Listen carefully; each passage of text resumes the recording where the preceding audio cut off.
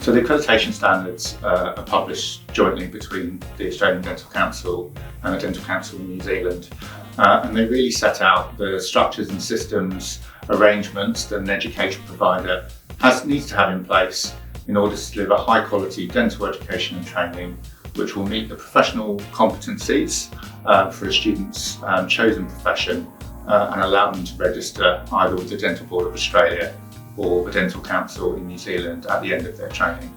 The standards are there for educational institutions to help them with their dental programs. So there are a range of standards that they have to meet, and assuming that they meet those standards, and when we go in to accredit the program, we check against those standards. If they're met, we then accredit the program.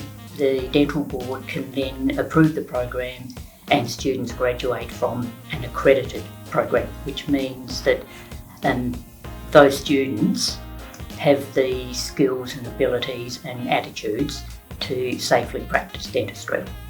The accreditation standards we have are joint accreditation standards with Australia and New Zealand that we developed in 2016. It was a transition from what we previously had, which was an input-based accreditation standards, whereas this was turning around and looking at outputs, at the learning outcomes that we expected graduates to have from the program. We established them together because of the Trans-Tasman Mutual Recognition Act, which allows registered practitioners to move freely between Australia and New Zealand.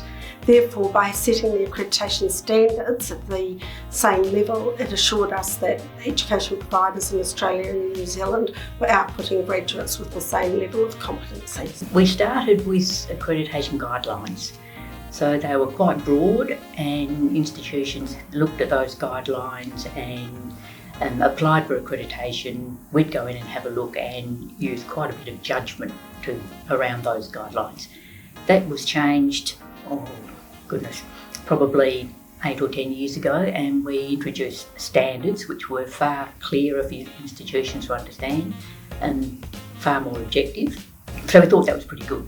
We then reviewed those in about 2014 and reduced the number of standards, condensed them, and the current ones were put in place in 2016. Great standards, a lot of other organisations have adopted those standards and are using them as well, but we can't assume that they're the best. So we're reviewing them as good practice to do that. There are a few areas that probably need to be changed, but we'll have a look at that during the review process.